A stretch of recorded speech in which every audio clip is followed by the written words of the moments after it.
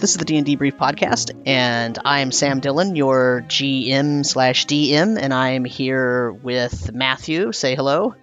Hello. Also, tell us about your character. What level, what race, what class? I am playing Khonnos Lindath, a 4th level Sea Elf Warlock, a great old one. Excellent. And I'm also here with David. Hi, I'm playing Axley Tillinquest, a 4th level Bard Halfling. And I'm also here with Nina. Hello.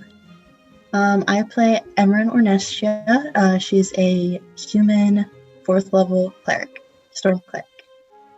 Excellent. And last but not least, I am here with Karu. Hello, I'm Karu. I'm playing Marcel Duran. They are a Lutrinian sorcerer, not of the wild magic sort, just storm. Who wants to do a recap, if anybody remembers? I have like 2 notes from last session. What do they say? Crab person pings faint fey aberration, and Kalport, Library of Grey Towers, other side of the world, Tomish repository, cheese exports. That's amazing. Okay. Apparently that was what I found the most important from last session. Nothing about the whole trip to the temple or anything. No, that wasn't important for me. That was important for Nina. Yeah, once the high priest tried to get you to join the Temple of Goras, you were like, all right, I gotta get out of here. Yep. We're done. I can add what I've got. So we sailed back to Trask Bay, and we had some kind of onboard discussions, kind of like what we all kind of thought of each other, what we were kind of planning to do next when we managed to keep the crab from getting eaten by crew or seagulls, and literally ding dong ditched it on Ulgrat's, right in front of Ulgrat's office. We got all our paperwork and fees kind of waived off on for that. And then we kind of had our reputation spread around town within the local tavern a bit. We caught some people trying to sneak onto the ship and get a look at Lucanius, and Khonnos and Axley kind of convinced them to go elsewhere. And how did Khonnos do that? Well, specifically Khonnos convinced them that they were convinced the tavern people that Ulgrat was serving crab stew, but then he kind of told the actual ship crewmate, gave him, more or less scared the hell out of him by showing him his screwed up eye. Speaking of screwed up eyes, and said basically, you might this might befall you if you kind of step out of line like that again. So Khonnos threw his weight around a little bit. I'm sure that won't have any bad repercussions on us whatsoever. From there, we split up a bit. Some of us went to the local library for some kind of research on Kalport and what we might find there. Nina, or Emmeryn, and Marcel took Lucanius to the Temple of Goras to kind of see if they could get him treated. And then we more or less were preparing to I think we're going to take like another day or half day in town, and then kind of make sail again. Okay. And anything else? I mean, that is kind of it, right? There was a lot of PC to PC conversation last game. Emmeryn and Axley had a conversation about how much they wanted to tell Khonnos and Marcel, and then Emmeryn and Marcel had a conversation while they were trying to get Lucanius to the temple. Emmeryn and Khonnos had a conversation. Khonnos and Marcel had a conversation. Khonnos, Axley, and Marcel had a conversation in the tavern while they were busy listening to all of the rest of the crew tell stories about giant octopuses. And yes, all of those things are correct that you all said. Let's see, is there anything else? I think one thing that kind of surprised us was finding out that Lucanius was from here, that he had apparently been missing. Right, yeah. And that his mom is still available and was looking for her son. Yes. And I'm not sure if we were going to follow up on that or not, but that was one thing that was like, oh, okay, this person is known here. Right, yeah. Yes. So that is how it stands. So I will remind you about some specifics of what you learned. First, the high priest's name was Nanar, and Axley, when they went to the library, when Khonnos and Axley went to the library, Axley was trying to find out anything about Kalport, and he learned that Kalport was a major export city. It was on a humongous lake across the continent. The lake had it was so large it had strange effects, like it had storms that were localized around that lake, very close to that lake. It also had things like storm wyverns that lived in the region, specifically around that lake. And the library that was in Kalport was known for 2 exports. Let's see, what do I have? Yeah, the library in Kalport had 3 names: the Library of the Grey Towers, the Library of Throndamus, and the Tomish Repository. It was unique, almost unique among libraries, because it was a true library where anyone can go into it and study something there as long as they had a specific piece of information they were looking for.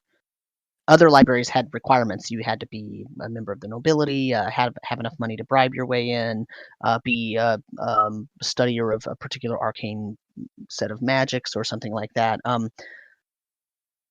But the Library of Throndamus, anyone could go in there. And Kalport was known for cheese, as Karu said, and there was one other thing, and I don't think I wrote it down. And then Khonnos was looking into the House of Adram, and he found one single notation with anything referencing the House of Adram on it, and it was a handwritten piece of parchment that said, "Define not the House of Adram," and it was signed by Betet of Kalport. And then I think that Khonnos went to the Company of the Eastern Sun, the agent there, and asked if there was a map or if anyone knew where Kalport was, or if there was any messages to and from Kalport. And we didn't really resolve that because I think that was sort of right at the end. Right. They mentioned the person there mentioned there was like essentially like they hadn't heard anything from there for a while, but they did have like a bunch of messages to be delivered there, and there is another a CES office there.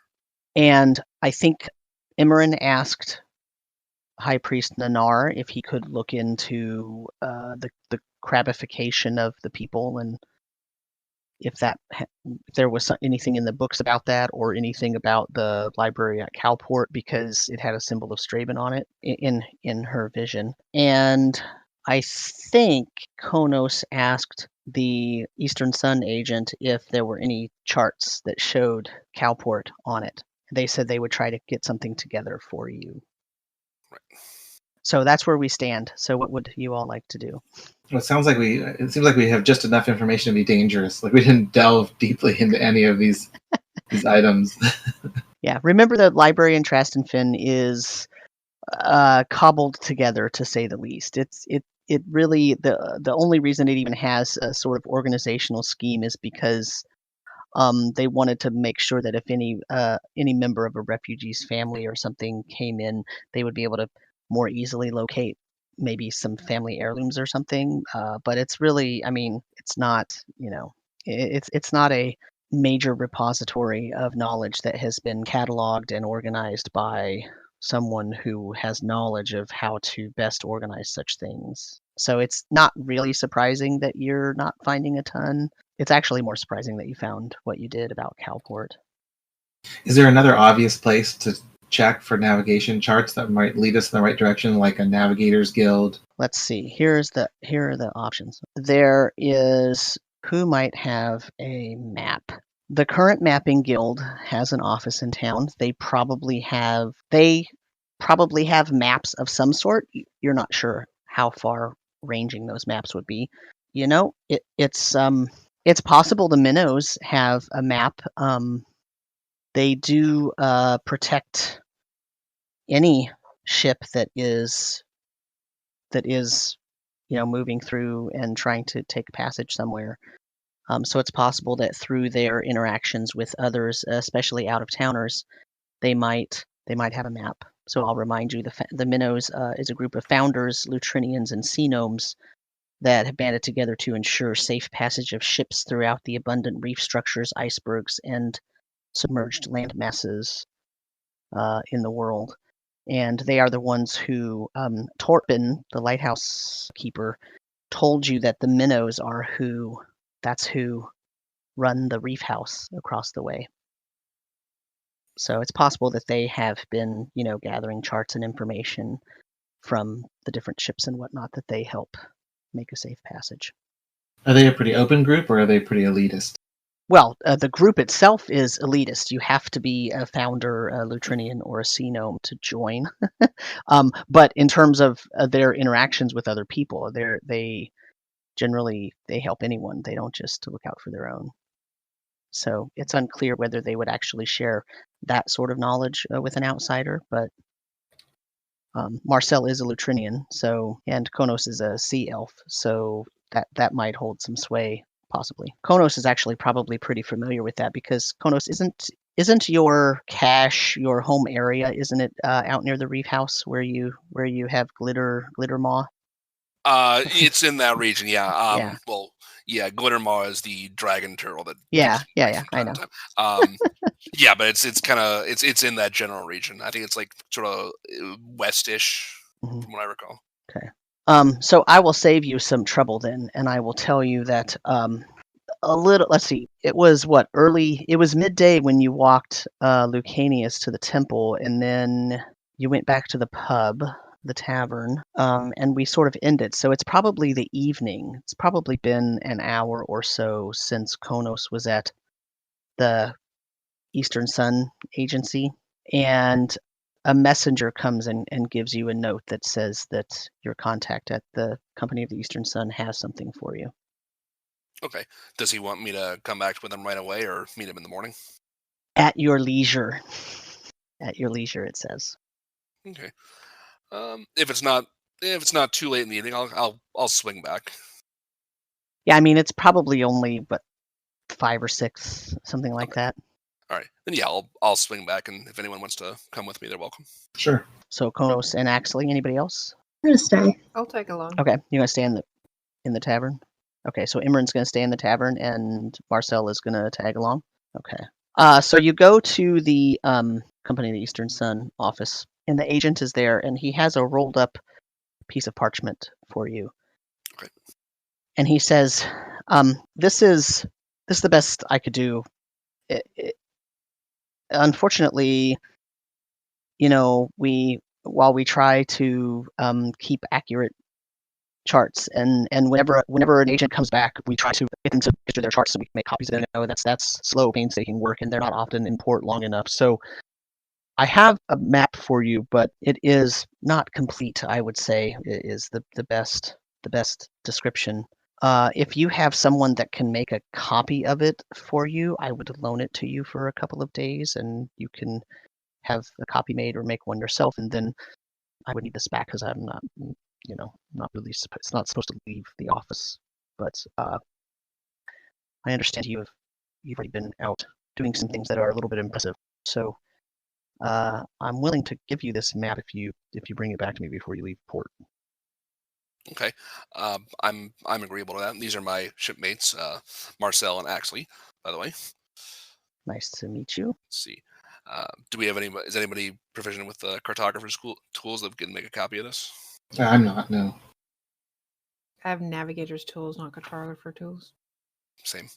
Is there any magic that can be used to copy it? Is there a good spell that would do that? That's a good question. I don't think so, actually. I don't think there's anything official in 5e. I've seen some third-party stuff where there is like an actual like a photocopy spell. I think it basically says it copies like 10 lines of 10 pages per minute, or it's either 10 pages per minute or 10 pages per hour, or something like that. But literally That's a little too specific. Literally makes a copy of whatever any non-magical. I was thinking like Mage Hand or something that could just pick up a pen and could draw it pretty well. So you can try to create a map from a map that you have with you. Try to create a copy of it using intelligence nature. And you can use, if you have proficiency with navigator's tools or calligrapher's supplies or cartographer's tools, you can attempt to make a copy using an intelligence nature check. These are my house rules that I have in front of me. I can aid because I have navigator's tools, but I am not very intelligent.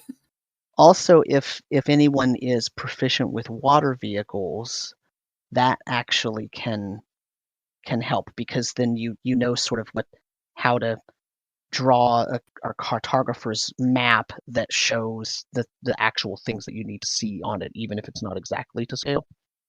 Okay. Yeah, I've got this, so I'll give it a shot. If Marcel can give me a hand.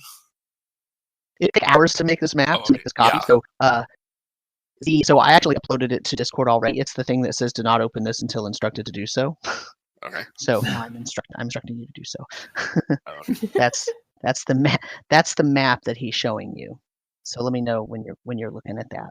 So on this map, if you see this, the gray hexes, those are uncharted hexes. Okay. The red double lines, those are the routes that the CES office knows are traversable. Those are the routes that have been taken by CES agents, members of the guild. Oh. So he sort of unrolls the map and he points out. He says, "There it is, right there." And where? Eastern Sun agents go there quite often. I mean, it's just that they don't get back very often, quite often. So generally, people don't come all the way back out to as far west as Trastenfinn. So it's still above water then. There's still an island there. So they say. The person that you're talking to hasn't actually personally been there himself. Okay. And then is Trastenfinn, is that like the area kind of in the center of the map with like the 3 green hexes and the 1 yellow with a couple houses in it? No. So this map is not on your. It's not located on your other map. It is to the west of your other map. Gotcha. So Trastenfinn would be off the map eastwards. So yeah. So if you go east, Khonnos, just to clarify, we had talked about you possibly having interactions with the company, the Eastern Sun. Are you a member of that faction? Yes. Okay. So you're a member at the Watcher level. Yep. So you're a relatively low level operative in the organization, and you're not necessarily, trusted. Not that you're not trusted, but you're not necessarily trusted with Eastern Sun resources. But Trastenfinn is so far out of the way that he's not. He just doesn't. He doesn't want to put it on record that he's giving it to you, but. A little under the table thing. Yeah, it's kind of under the table, and you've dealt with him before, so it's not a horrible thing, And so, you can tell that he feels kind of, he knows he's giving you like a half a map, I mean, it's this person would consider it shameful that there's so many gray splotches on this map and so many sort of unknown areas. Still, something's better than nothing. Presumably. So it's probably going to take you, if you sit down and slowly try to copy that map, it's going to take you like 2.5 hours to get a fairly decent facsimile of that. Okay. That would be considered a pretty exact copy. All right. Yeah, I'll take a couple hours to work on that. Okay. So are you going to go back to the tavern? Or are you going to stay at the Eastern Sun office? What are you thinking about? I'll probably stay at the office to work on it here. Okay. Are you going to stay with? I'll stay because I did say I'd help with the mapping. Axley, you going to stick around as well? No, since they're the best suited to do that, I think I'm just going to go back to the inn then, the bar, and kill some time. Okay. So Khonnos, do you want to give me a intelligence nature check then? Okay. And I'm adding my proficiency with navigator's tools, you said? Yes. Okay. Does he get advantage for the aid? Yes, he gets advantage because. Thank you. Marcel, Because that was a 1. Because the first one was a 1. Oh, that'd be bad. Slightly That's better. why I'm here. Much appreciated. All right, so 8, 10 altogether. Okay, so luckily for you, what's on the map itself isn't even all that intricate. So the hardest part that you have is making sure that your map matches the scale of the chart that's there, and that's made more difficult because there's already not a scale on the copy that he has. But actually making a copy of this map, the unknown areas actually make it easier to map because they're just such huge swaths of nothingness. And so it takes you about 2.5 hours to do that. But you're relatively happy with the result that you have. For a 2.5 hour foray into cartography, you're pretty decently happy. Mm-hmm. This will give us a start, and maybe we can fill in some of these gray areas when we're on our way. How fast is our ship? How many hexes can our ship do in a good average day? Your ship, the Tempest's Fortune, has a speed of 3 miles per hour travel speed. That's about 72 miles a day.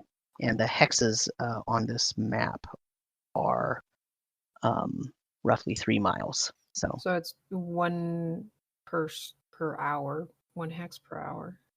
Theoretically, yes. Assuming that there are no anomalies. Yeah. And that the smooth sailing.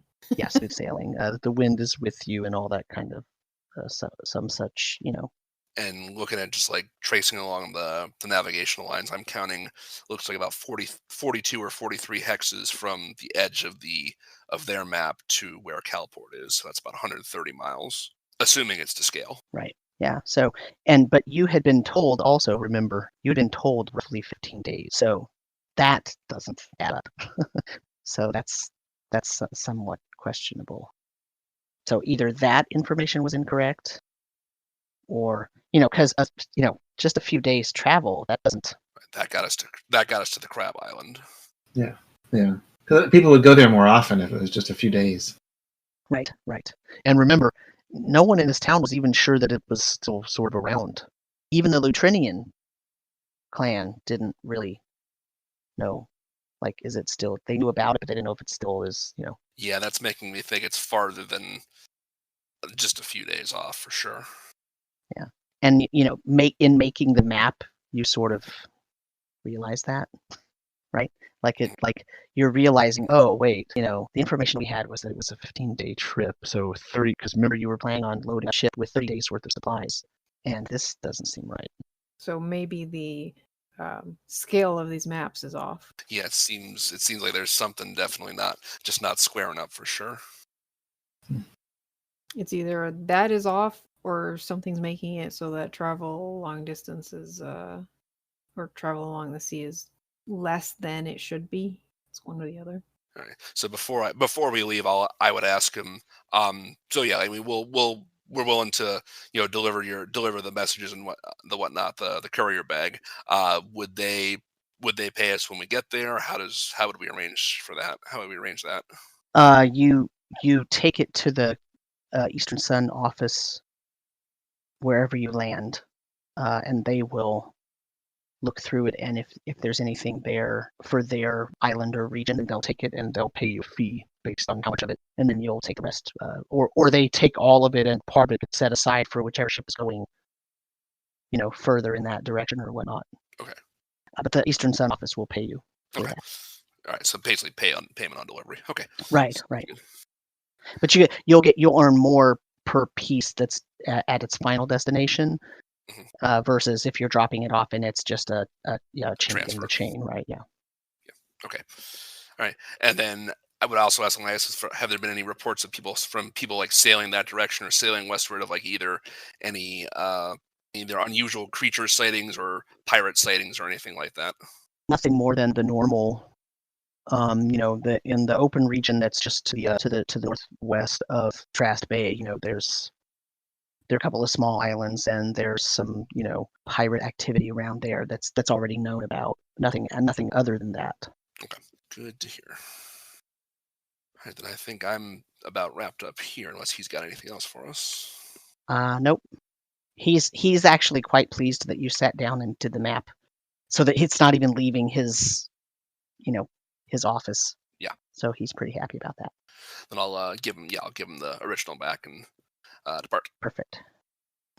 What are Emmeryn and Axley doing at the tavern? Eating a meal, having a drink, just seeing what the local activity is. I was gonna say, I was just gonna, if either Taruma or Glafeis are there, maybe starting a conversation with them and kind of seeing if they know anything about this library or where we're supposed to be going.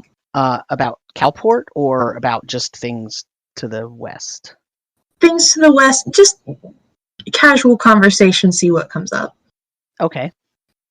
Taruma is in the back cooking because it's the dinner time when a lot of people come in and order food, and Glafeis is tending bar. Yeah, I'll sit at the bar and kind of pick his brain. Heard anything about the west? If we were to travel there, do you know anything? Heard stories? About Kalport specifically, are you asking? No, just west. Oh, just west. Yeah. Well, people say they've gone west, and lots of people that go west, they just don't come back. I don't know. They say it's where the bigger continents used to be, but I don't know. There aren't very many return customers that go west for very far distances. The most people, they stay in this region. I don't know much about the west. I know Templefast is over there. You ever been to Templefast? It's an old ruin. Quite fascinating. You would probably really enjoy it because you're one of those acolytes there of Goros. But really really fun stuff over there. That's what I hear anyway. What kind of temple was it? Do you know what god? Well, Templefast was a town. It was? It was a town, and it was. I mean, it had lots of temples. Its claim to fame was that it welcomed temples of all worshippers of anything, and yeah, it was. So when you go over there, you see all of the destroyed temples of everyone. It's quite some fascinating things over there. My daughter Taruma, she's likes that history and all of that, and so every once in a while a sailor will bring her back some ancient goodie from one of those places, and it'll have a symbol on it that's not seen, or not a god that anybody worships anymore. It's sort of one of those ancient things, and gosh, we got a cellar full of the stuff down there, but it's really fun. You'd probably really like it. I'll bet if you went over there with your boat, I know you got a boat. I know you had that crab thing going on. I've been listening to your sailors, and I'll bet if you went over there, you'd find all kinds of little artifacts to bring back, and you'd probably find some stuff about old Goros in there. Bet.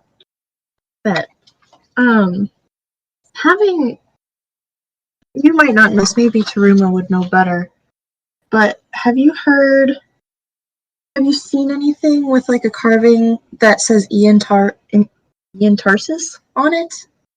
Is that I don't read so good. I don't. If it has letters and stuff, I don't know too much about it. But not to my recollection. I haven't seen anything like that. But Taruma, you want to go back into the kitchen? I'm sure Taruma would be happy to talk to you about all of her goodies. You might have to help her stir some stew or something. If you wouldn't mind, yeah. Actually, I can wash dishes or do whatever she needs. I'll go back and help, and we can have a chat. Sure, go on back. Right back through there, through that curtain. Points down at the end of the bar. There's a curtain that goes sort of into the back. Axley, would you care to join? Sure, I can do some dishes. If you get me a stool. I was going to say, you can watch out for our friends and call me back when they get here. So you get into the back, and it's a relatively large kitchen for the size of the place. There's a little sort of chimney smoker thing, and there's a big, huge pot. The pot is almost so large that it doesn't fit into the opening of the fireplace area, and you see these big crab legs sticking out of it. And then you see Taruma. Taruma's probably, almost 30 years old. She's a human female, and she's standing, and she's really tall, and she's got this amazing like an apron on because she's cooking, and this apron has like 1,000 pockets in it, and you could see all of these utensils and whatnot all sticking out of all these different pockets, and the thing, it looks like it's threaded with like gold. I mean, it's really like it's got these flower patterns embroidered into it, and just really high quality clothing material, but it's an apron. And she's wearing these huge earrings, and they're very sparkly, and she's just happy as a clam, and she's moving around and stuff, and you see that she's talking to somebody who's on the other side of a counter that you can't see, but she's talking about how to prepare different hearty stews and whatnot, and that's what you see when you walk in. Yeah, she's speaking my language. Just kind of like poke my head. Hey, Taruma, need any help? As you sort of walk in and you look over and you ask her if she needs help, she turns and she says, "Oh, sure, we always need help. Come on in." She waves you in and says, "Come on, we've got a big job in front of us. We're making a giant pot over here. Come on over." So I go over.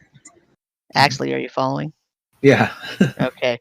Well, as you come in, you sort of round the corner, you end up next to her, and now you can see across the counter. And on the other side of the counter, you see Ulgrat, the dwarf dockwatch captain, on top of the crab, and he's got several knives and like a butcher knife thing, and he's trying to cut as much of this crab out as possible and maintain the shell in really good shape. And he is just covered in crap. just it's like he has probably fallen down in it 5 times, and he is just like he's got, it's all stuck in his beard, and he's really particular about his beard, and he keeps his pipes and everything in there, so it's just, he just looks disgusting, but he's got such a big smile. You don't even notice that you're there. He's just chopping away, and he's trying to cut things into the big enough hunks that he can pull them out, put them on the counter, and she's at the counter and she's chopping them into small pieces that are all exactly the same size, and she's got other kinds of things. She's got other foodstuffs there that she's all prepping everything, and yeah. She says, "Oh, grab a knife there, and pull up a chair, and chop with me. I'd be happy to have you help me out. We're gonna have the biggest pot of crab chowder we've ever had." That sounds lovely. I roll up my sleeves and I grab a knife and start cutting, I guess. I'll find a stool to do some dishes. Okay. There's a pretty big pan filled with dishes, and there is a bucket there that you can tell the water came out of the well that you could probably wash the dishes with. And right about the time that you pull up your stool and set to work, Ulgrat notices, "Oh, it's you again. Us again. Come here to have some of my crab stew, huh?" At this point, I don't really know if I really want to eat it, so... Oh, no, great. Oh. I would like to ask... I came here to ask you a few questions, Taruma, actually. I was talking to your father out front, and he told me that you had an interest with Templefest and some ancient relics. Oh, yes. I really like it there. I've been 3 times already, and every time I go there, I always find something new. And every time I see a sailor that's going in that direction, I always tell him to stop and get me something. I didn't know you traveled there yourself. Well, I don't tell my father. How long of a journey is it? It can't be that long. Oh, Oh, just a few days there and back. I don't stay very long, you know. It's pretty dangerous. I always make sure that I have my brother and my cousins with me. But, you know, if my father knew, he'd be really mad. So don't tell him, okay? Ulgrat! She looks over. Ah, I'm not listening to you. Your secret's safe. I was wondering if you had come across any kind of artifacts with the name Ientarsus on it, or if it meant anything to you. Ientarsus. Ientarsus. I don't know. I don't think so. She's sort of thinking. She starts like drawing with her hand, like on the table, like writing things out. No, nothing Ientarsus. I don't think so. I don't think so. And just then, Ulgrat butts in. Says, Ientarsus! It's an old Dwarven king. Old Dwarven king? Yeah. What are you doing talking about that ages ago? Pre-sinking long ago, right? Oh, yeah. These are old tales. Old, like, dwarven history tales. This is what all the little dwarves learn in the clan. We learn about King Ientarsus and his folly. His folly? Ah, yes. Well, you know, he was an odd one among the dwarves. He was mean and selfish. He was more like a tyrant than a king.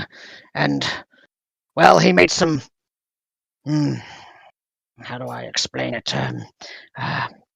Choices, decisions that weren't so great. They were... well, they were shameful, actually. It's a tale that the dwarfs tell their children, because then that teaches them how to not be bad people. King Ientarsus, he was guilty of many sins, and he betrayed the All-Father, and he betrayed the White Lady, and he betrayed them all. And, well, he paid for it, and all of his descendants paid for it, and, well, there were two things that he did that were especially horrible. And those would be... He sold some children into slavery, and he helped Ioliath's children get rid of the tieflings. He was able to help destroy an entire race of people. That's evil. Whose children did he sell into slavery? His own? No, not his own. It was Dalencia, the Queen of Souls. That's what they call her, anyway. That part, I'm not sure how much of it's true, but it's a long tale, and I'm not really a historian, so you'd have to find another dwarf to tell you. I'm not sure I want to utter the shame of the dwarven ancients. Sorry, backtracking. Who destroy the tieflings? So there's the race called Ioliath's children. Ioliath is the first dragon in the world, in world history, and the dragonkin race that is descended from the first dragon, they're called Ioliath's children, and they destroyed the tieflings in a war amongst the races, and apparently there was a dwarven king at that time who helped them, according to Ulgrat. Oh, he sounds like a particularly despicable individual. Aye. Not something I'm proud of, for sure.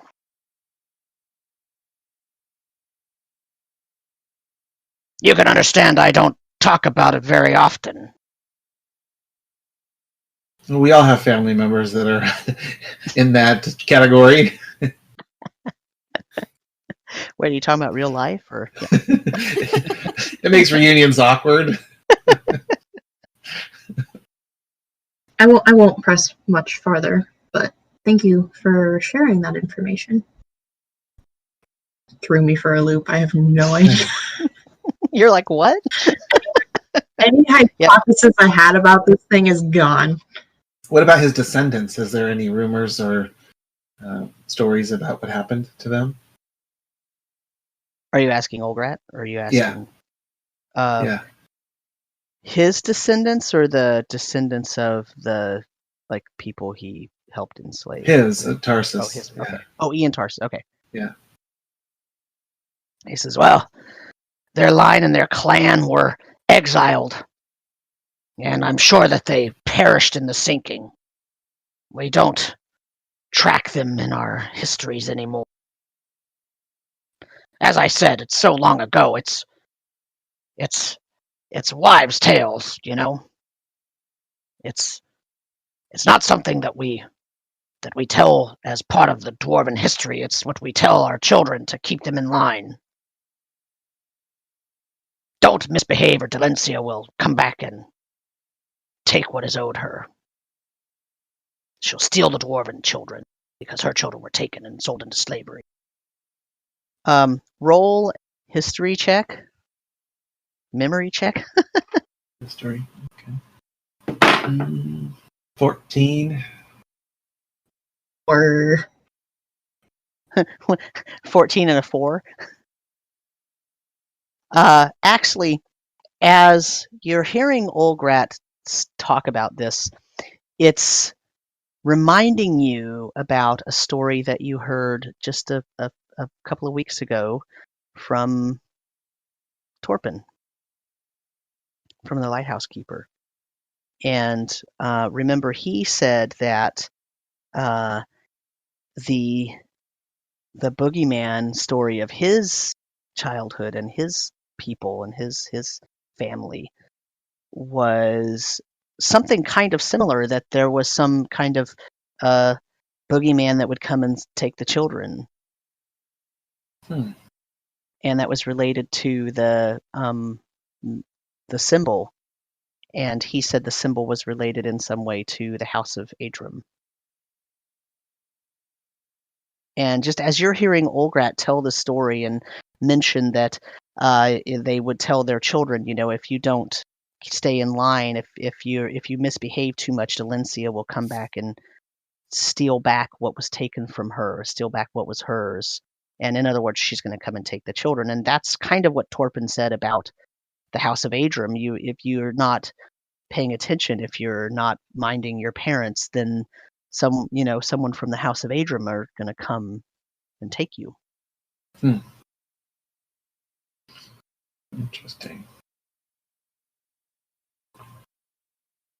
Okay, I'll bring that up. But I recall Torpin saying something very similar about the House of Adrian. That you mention it.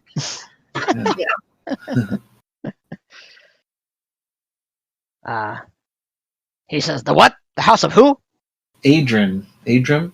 A-D-R-I-M? I don't know anything about that. That's not a dwarvish name. I think so. Interesting, though, that the stories are similar. Yeah, strikingly similar in the details that Torpin told you are sort of they're matching up very closely. In more than just the, societies that have children who misbehave and they try to keep them in line. Of course there's a boogeyman, there's sort of urban tales and, old wives' tales and stuff like that. But these are some of the details that are there seem non-coincidental to Axley. We went to the library and tried to find information on Adrim. We looked it up and couldn't find any reference, almost as if it had been stricken from any records. And the only thing we found was a handwritten note tucked into a book that was a warning. It was signed Petit of Kalport, saying, "Defy not the House of Adrim." I don't know anything about that. I don't know why that'd be related. Just a similar story. I feel like he's lying. I feel like he's hiding something. You can roll an insight check if you'd like to. Would. And 14. He it does seem like he's hiding something, but not that he's being deceptive, but more that he's hiding because it's shameful to him because it's a bad time in his people's history. And dwarves, as much as they're rough and all that the dwarves in this setting are pretty traditional, honor bound clans. And also, the Dwarven clans in this setting, they don't know who their parents are. The entire clan raises all the children at once, and so the clan bonds are very, very strong. And so if a leader of a clan, which is basically what an ancient king would have been, behaves so poorly that it's passed down for generations and generations, that's a pretty, and it's not like, one of us telling like a Grimm's fairy tale kind of tale where there might be some true origin to that tale, but it's so far removed that it's not really meaningful to us in a very personal way. To him, it's obvious that whatever he's saying is meaningful to him in a personal way. So he's being deceptive about, maybe he's trying to not show a lot of emotion about it and not really tell you about it, but not in a way that the things he said are untrue, if that makes sense. Yes, it does. I'm dropping the subject at that point then. Yeah, he kind of almost imperceptibly sort of shifts his weight to almost have his back to you so that he can cut a different part of the crab, but not like an obvious like I'm snubbing you, but more like I'd rather talk about something else kind of thing. Also, from your insight check, you can tell he actually likes you quite a bit, so he's pretty ashamed that he had to tell you this horrible thing. Like, he's kind of shocked, like, what is this human woman doing coming in here and asking me about Ientarsus of all things? Like, doesn't make any sense to him whatsoever. Yeah. Okay. I'm gonna go back to picking Taruma's brain about I have the worst Temple Fest. How large is the island? How much of it have you explored? Oh, I don't go on the island much. I just go into the main temple area, and there's a couple of floors down there. I stay on the top floor. I don't even really go very far down, because it's really dangerous and it smells when you get farther down. I went to the second floor one time, and when I got back, I had to throw my clothes out because I was afraid that my father would notice that I smelled so strange. He might think I'm sick or got into something. I don't know. It was pretty disgusting. So I actually haven't been back since that time. It was kind of scary. Did you see anything scary, or was it just kind of ominous and stinky? She sort of looks back at Axley, and then she looks at Ulgrat, and she kind of leans over to you, and she tries to whisper as low as she can. Well, I thought I saw a skeleton walking, but none of the other guys with me saw it, so nobody would really believe me, so I just dropped it and then we left. It wasn't attacking us or anything, so they thought I must have just been making it up. They refuse to take me back now. So I haven't been there in about 3 weeks. Well, with what we've seen, I definitely believe you. What have you seen? Her eyes get really big. Kind of like gesture to the giant crab sitting in front of us. She says, oh, right, I get it. I've only ever been to Temple Fast in just that one area. I've only gone there. The town's all in ruins, and I didn't want to round and maybe hurt myself there. Understandable. Do any of your traveler friends ever bring you any relics from farther west? Well, maybe near Kalport? I haven't really asked them to. I guess I could. I mean, I do make good friends with all these sailors. If they're especially nice to me and they take me places, I give them a discount on their drinks. So don't tell anybody, though, because then they'll all be asking. Don't tell anybody. I guess I could ask them, but I don't really ask them about anything farther around than here. I don't really reckon I'll ever get off this island anymore, except maybe back down to Temple Fast a little bit, but not farther than that, I'm going to inherit this place when my dad gets ready to retire, so I'm just going to stay here, I You'll guess. do a good job. Yeah. With that, I'm going to start finishing up whatever I'm doing, and I wish you luck with the rest of your meal preparations, and I hope it's a very good one. Oh, it's going to be good. I can already tell. Axley, is there anything you want to add to the conversation? Yeah. Are there any hazards on the way to the island that we should be aware of? Anything you've seen that's hazardous for sailing? Well, I mean, they say there's pirates down by Donir, but I don't know. I've never seen any other ships every time we've gone, but it might just be because the sailors don't take me if they think it's going to be dangerous. Okay. Thanks for letting us help out, and thanks for letting us pick your brains. We're going to be off now. All right. Back out of the door. Have a good dinner. I'm going to scan the room. Are our friends back yet? Probably shortly. If they're not back, they will be shortly. I mean, it's been, I don't know. Let's see. How long do you think? Yeah, they're probably back already. Well, if I see them, I'm going to bring them around and plop down next to them. Okay. So now you're all sitting at the table there in the tavern. How were your adventures this evening? Informative, and we were able to get something of a map that shows the best routes to take, and I'll show her the copy I made. So it has raised a few questions about exactly how far of a journey we're going to be traveling. So as far as getting supplies, we may want to count on a longer journey rather than a shorter one. Try to explain I would agree with that. Sorry. I would agree with that. Yeah. Strangely, Taruma says she goes back and forth quite often, and she says it's not very far. Temple Fast. Temple Fast is not Kalport. Oh, okay. That's an intermediate stop. It's not on the same island. It's like super close to where we're at right now. Oh, okay. Yeah, Temple Fast is an island that is just due almost directly west from you. And it's basically, according to the map that you have, it's swampland, some marshy areas with a ruined village and a ruined temple and some hills with dead trees on them. Okay, and that's only a couple of days. Not even. It's very close. Yeah, day and a half. Yeah. There and back.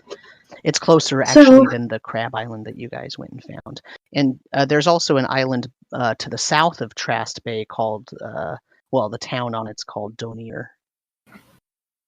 So that's also pretty well traveled. In fact, lots of people in Trastenfin have been to and from Donir several times. So.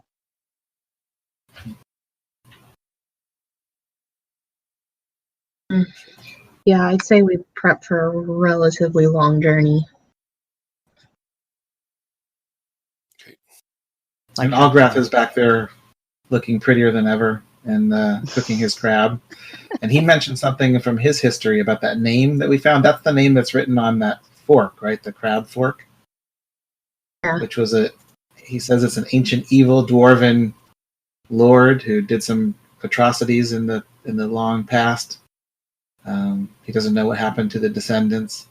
But the story he tells about how they scare dwarven children, that their children will disappear in the night because of his deeds, sounded very similar to what Torpin told us at the lighthouse when he related that story. It makes me wonder then why a random person on a random island would have something with that person's name carved on it. Yeah. I feel like that might have been their kind of territory or wherever they were exiled to after or before the sinking. And then after the sinking occurred, they might have just been wiped out. A relic And- of the past. Emmeryn, remember, you suspect that remember when you were looking at the hologram and the one mad scientist person said, they must have the key, and you thought maybe the key was That fork. the fork thing. You all had discussed it, and there were only a few things that possibly could have been the key. The piece of paper that Axley picked up out of the pocket of the main crab guy, which said something about key of portals, and then you found the fork with the word Ientarsus on it, and then there were the tablets that were partial tablets that had instructions for the ritual on it. So those were kind of the three things that you all had considered. Maybe one of those is the key, or the lens itself was already in that room, so probably not the key. Brain's not working tonight to put this all together. Yeah, I'm sure we don't have nearly the full story at this point, so I'm not. We'll figure it out. Yeah, you're picking up clues and stories about things you've never heard of, so it's it's not like A lot of stuff we don't know. But the next question is, what would you like to do then? I was going to say, what's the plan? Are we leaving midday tomorrow? Have we gotten all of our provisions for the most part? Do we still need to kind of go do that? Yeah, can we provision that fast and get the things we need? You can have your crew go, and if you give them lists of things to purchase, they can go do the provisioning and put everything away. They'll do it in the morning. They're all still in the tavern drinking right now, so Right. When the majority of them. when everyone's got a clear head in the morning. Yeah, there's a skeleton crew still on board, but yeah, the majority of them are enjoying themselves, and Need to take care of any more business here? Is there anything else anybody wants to do while we're at port here? I know I'd want to get a couple personal supplies, but I'm a little short on money. I don't know if we have like a group fund we're doing or anything like that. That's the other thing. I forgot. At some point this week, I was like staring at the writing on the chamber wall, like me myself out of game, and I was like trying to figure out this cipher or whatever it is. And we found 75 gold pieces on the Tempest Fortune when we first found it, along with a litany of other things that I think, some of which we don't really need, some of which we can make use of. But the other thing we found were 11 amethyst gems, which is super bizarre. And I was looking at the writing, and there's something about amethyst gems. Oh, there was? I don't know. The amethyst is the master. And I was wondering, do we want to sell those, or do we want to keep them in case they're something important to a ritual that we might have to do in the future? Because they're worth 20 to 25 gold pieces each, depending. So that would give us a good amount of money to start out with, but they might be useful later. Because other than that, we don't have a lot of like gold available, right? We're kind of short. Right. I have 7 total on my person. I got 10. And we would have a crew to pay at some point during this journey. Yeah. Too. So, I mean, so we could potentially get more if we need to later. If we find out, those are used for some kind of ritual, I mean, we could potentially acquire more of those some other place. I say we sell those then, just so we have enough to get supplies, and then so we agreed upon paying the crew 1 silver piece per day, right? It's either 1 or 2. I think it was 2 silver. 1 silver was the regular price, but you wanted to go for 2 silver. Yeah. And then everyone who had a share in the So basically, the rest of us were taking 12.5% of whatever we find plus 2 silver per day. Yeah. But I would like to kind of toss a little bit more at them just because we didn't find any kind of like treasure to split. Yeah, so what I actually have is 50% for the officers, Yeah. that's where that 12.5% comes from. And then the other 50% is reserved for ship maintenance and repair, and then paying the crew. Paying the crew is 2 silver pieces per day, and then you were planning on giving them some sort of monthly bonus to keep them happy. So you have 16 crew members, so that's 32 silver pieces per day that you're going to have outgoing. And how many silver per gold? Is it 20? 10. Yes. Only 10. So copper's like a penny, and silver is like a dime, and then gold $1. So our daily expense is just over 3 gold then, right? Just in terms of paying the crew. Right. So at the end of this week, we pay 22 gold pieces and 4 silver pieces. So that cuts the fund significantly. And if we're planning to travel for a month, 30 days. Also, remember that you had a 2.5-day trip out and a 2.5-day trip back. So tomorrow is technically day 6 of their week. So if you pay them on the 7th day, then in 2 days you need 32 gold or silver pieces. Okay. Yeah. Okay. But you have those 11 amethysts, and you had 2 crates of spices, 2 crates of salted fish, 2 crates of candied nuts, sacks of gunpowder. Sacks of gunpowder, and then uncured shrimp. But you found the 75 gold in there, and you've now completed all of the work. All you've paid all the registration fees and all that, and all that stuff. So, you're free and clear, except for paying your crew and paying yourself. Yeah. I'm sure some of the salted fish and candied nuts and all that can be used as sundry for the journey we're planning. Yep. Yeah. Yes, that saves us money. We don't have to buy it.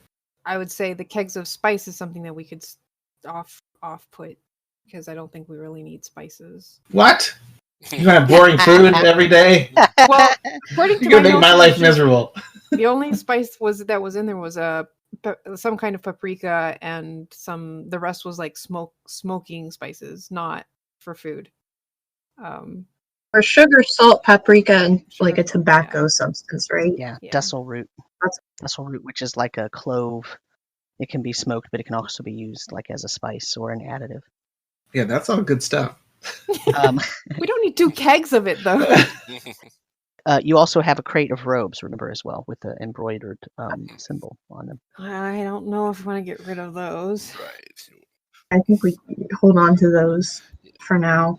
But we don't have, Yeah, we have to be pretty careful. yeah, we don't have cannons or any kind of firearms, so we don't need the gunpowder either, I don't think.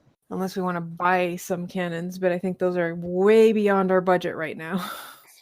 Right, and we don't have the ports for cannons either. I mean, we could put them on the deck, but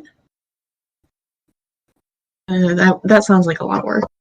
For now, until we make it big with something. Yeah, because having some, when it comes down to it, we might not even go for that, depending on what we need. Right. But it would be nice to have something to defend against pirates. Right. Sea monsters or anything Or like sea that. monsters, yeah. Right now, there is a ballista on your forecastle. Oh. So. Good for fishing, at least. Yeah. And remember, you also have... You made sure that of your 16 crew, 5 of them are harpoonists. Right. So they are skilled with harpoons, and I think spell attacks are always good too. We're all relatively decent casters. So Yeah, if those pirates get within 60 feet, they're in trouble.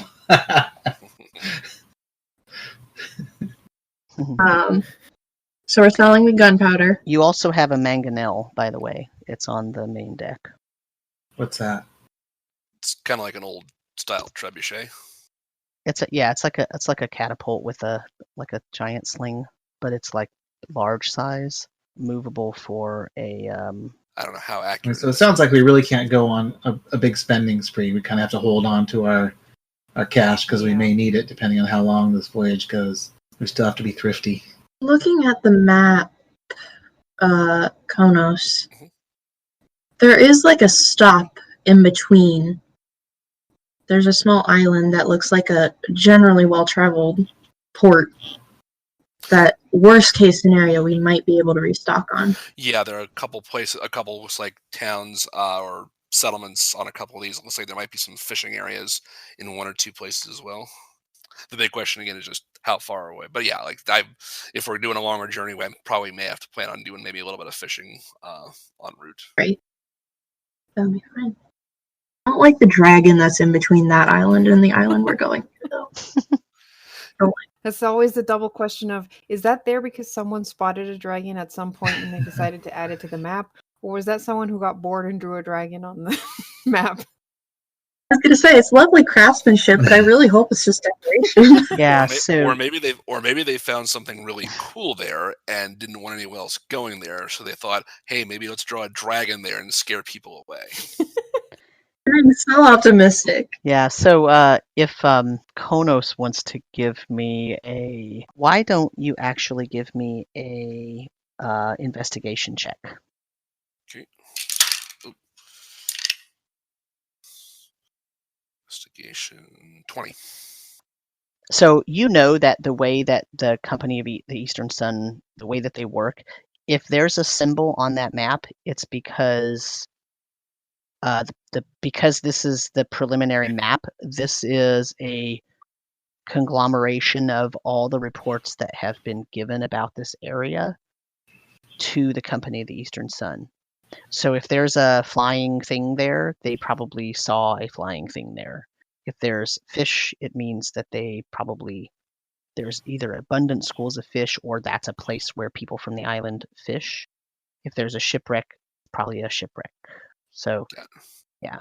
So basically take the map at face value. Yeah. Okay.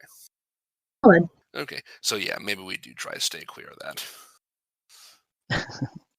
Okay. And then we also talked about either finding some kind of delivery or passengers looking to go out that way. Some additional get some additional money as part of the travel. So we have ammunition for any kind of weaponry that we have on the ship, or is that something that we need to get? There are 10 ballista arrows, and there are probably several rocks and bags of heavy things to fire off in the mangonel. Does anybody have a fire spell attack ranged, just curious? No. No, nothing fire. I was gonna say we could launch the barrels of gunpowder Ooh. and set them on fire, but I don't think that's very practical. That could go very badly very quickly. But just a thought. Okay. I mean, if you want to gamble, Chaos Bolt can be fired, but We're already taking a gamble throwing the sacks of powder. I don't think we want to add that much more of a risk factor to it. throw a Chaos Bolt out and it's nope, it's psychic damage. Doesn't blow up.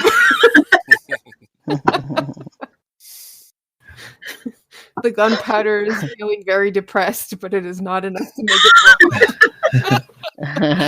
Oh my! It's cold damage. It will never blow up. Yep. We just froze it. Okay. Well, that being established, I think we sell the sacks of gunpowder. We sell the amethyst gems. We have enough ammunition, I think, to get us through general trade routes, maybe not with any pirates, but we can handle anything that comes our way with the amount of stuff that we have. Yeah, and having those Uh-huh. kegs of gunpowder on the ship could be a liability into itself. Yeah. Fire Yeah. hazard. Fire. Let's offload this. I do have enlarge reduce, so I can enlarge the rocks we throw via our mangonel. Oh, yeah. Mm. Cool. Mm.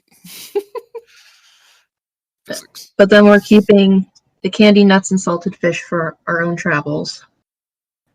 We'll keep the barrels of spices, Yes. and we'll keep the ropes. Sound fair to everybody? Yeah. And that all goes to the ship fund, paying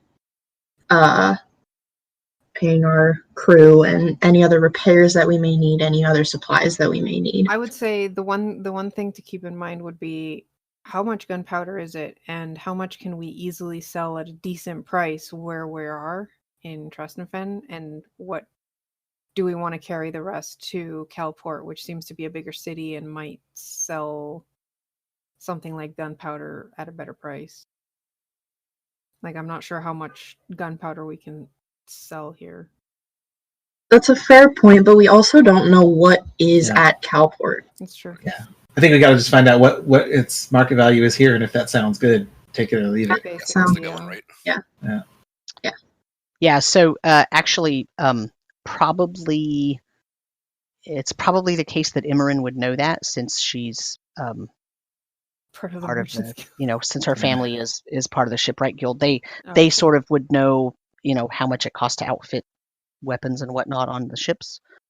And so in general, gunpowder, you have 5 2-pound bags of gunpowder. They're in these sort of like almost like basket type woven bags almost. And there are 2-pound bags, and you have 5 of them, so you have 10 pounds of the stuff. And in general, a sealed bag of gunpowder, it would fit in one of those mini kegs, and that goes for about 10 gold for 2 pounds. You have 5 of those bags, so that'd be 50 if we sold all of it. Mm-hmm. Yeah, that would be kind of nice to have. Yeah. Yeah, let's do that then. Cool. now you also know that that's not extremely common to see on ships around here, so it's possible that it will go for actually a higher price because it's less common. Can we try to haggle the price up? Yes. Do you want to, who wants to do it? I can try. I'm pretty good at haggling. Okay. Good persuasion. Yeah. Do you want to give me a persuasion? I can help. And also, are you going to specifically try to sell it like down on the dock, or are you going to try to sell it like in the market? Well, the market's probably where you can get a better price, right? It's up to you. And people are going So, there to buy. so let me put it this way: if you went down to the docks to sell it, you would be selling it directly to someone on a ship, and it would be more like almost like a black market sale. Whereas if you sell it in the market, you're selling it, to a legitimate merchant, and yeah, so that would be the difference there. Considering the fact we've apparently earned a bit of reputation, it might go better if you sell it directly to a ship. Like, yeah, I mean, can we get in trouble for that? Is that like illegal, or is it just chance of getting a better price? It's not illegal, but I would Okay. consider it more like a gray market where it's not illegal, but it's just not all that common in this area, and so certain merchants would decide not to sell it, so it wouldn't be something that they dealt in. Mm-hmm. The most direct way to do it would just be look around for ships in the port with cannons. Say, hey, you've got cannons, we've got gunpowder. Want to make a deal? yeah. Yeah, I'll try to sell it down at the docks then. So roll me a perception check. Perception, okay. 9. Okay. You only see one ship down there that has cannons, and actually all of you suspect they have more than one cannon, but the other cannons, for example, you suspect are sort of pulled away. And unfortunately, you also notice something else. Well, I don't know, unfortunate. You notice that the The flag that is being flown off the mast of this ship has silver tooth on a red background on it. So if you don't remember what that is, you can roll a history check. Okay.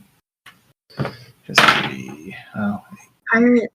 yeah. I mean, that's what I was thinking. But Those are the ones that Marcel ran into? Those are the ones that Marcel ran into, right? that's what that's what I was thinking. 20. 18. Yeah, so this definitely is reminiscent of what Marcel has mentioned about the pirate ship that attacked and waylaid her ship. Okay. Well, then I will leave the docks, having seen that, and go back to the group. Now, there's a ship down there at the docks that's flying a flag like the one you described, Marcel. A silver shark tooth with a deep red background. Yes, with cannon. It looks like a very ominous ship. Great. That's why. What would a pirate ship be doing here? That's what I was wondering. Well, they probably haven't announced that they're pirates.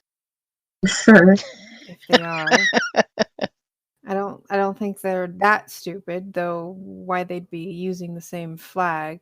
Maybe a little reconnaissance is in order to find out really who they are and what their intent is. We could always go ask Ulgrat what he knows about the ship first. Yeah, especially see if they're registered or not.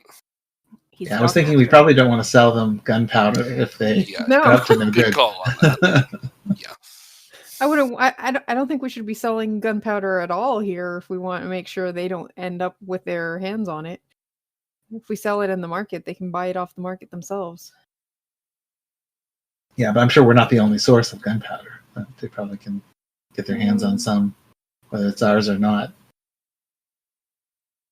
Supposedly rare, so I'm not sure how much they could find unless we put 10 pounds of gunpowder on the market. But yeah, maybe. I'm still tempted to go down and like offer it just so I can start a conversation. Say that again. You want to go offer it to them? I'm still kind of wanting to go down to just offer it to start a conversation. With people on that ship or with just anyone? Just talk to the people on the ship. Just say, hey, I noticed you had cannons. We have gunpowder. What are you using your cannons for? Not that terribly obvious, but use it as a conversation starter to get information is my purpose. I won't sell it to them. Try to convince the rest of the group that that's a good idea? I don't know. Is it a good idea? It's probably not, but I mean, I want to get a look on who's on that ship too, but at the same time, they might recognize me, and as far as they're concerned, they think I'm dead. Do you have like a up close and personal interaction with any of them? I mean, I was on the ship they sank, but I don't know how often they do that. And I mean, there's a chance. I'm not saying they're going to recognize me on sight. I wasn't exactly captain of the ship or anything. Well, while you're distracting them, Emmeryn, I could go on board and snoop around and see I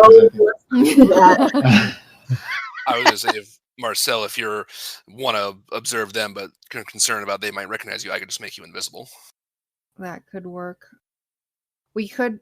I still think it might be in our best interest to ask what Ulgrat knows first. See what. I mean, I'm assuming if they're in the harbor, they're registered, and it would be interesting to see how they're registered. And there's always a chance that they may be flying the same flag and this isn't the same ship. This is the next day, right? This isn't the same night? No, this is the same night. This is the same night. Okay. Same night you came in, yeah. It's in the kitchen right now. You came in like midday, and then it's been this entire... I mean, it's night now. It's like after dinner time. It's like 9 or 10 p.m. now. Have we seen any blue-skinned goblins anywhere in town? Nope. In fact, you haven't seen anybody that you don't recognize in the tavern itself. So either they're staying on the ship. Like everybody that's in the tavern are people that you recognize from the docks or from your own ship or from just around town. They may have just arrived. or they're not disembarking. Did we see that ship when we got back? Were they already here? Can roll a perception check. 9. You do not remember seeing that ship. It's a pretty large ship. You think you would have noticed such a large ship? Okay. So they may come in. They may have come in after us, which means they may not have registered yet. Especially considering Ulgrat is a bit busy with his crab stew.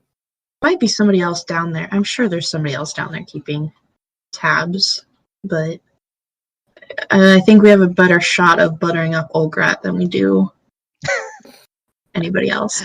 Yeah, that's true. Say we lay it to rest for the night, pick it up in the morning. Maybe keep an eye out, see if they do anything. Yeah, maybe I would stay down in the tavern for a while and keep an eye on anybody who comes in and out. Maybe until like 11. Do we want to recruit our crew to keep an eye out? Not telling them they're pirates, because they seem to have a pretty loose mouth. Right. Let's see if it's in port. I don't think they're going to try anything. I don't think so either. But it would be interesting to know what they're up to, where they're going, and if this is the same ship. Yeah. Well, what I can do is, and I can, if we want to just like rest for the night, I can have Otto just kind of like swim like under the dock near their ship and keep an eye on who comes on and off, and what goes on.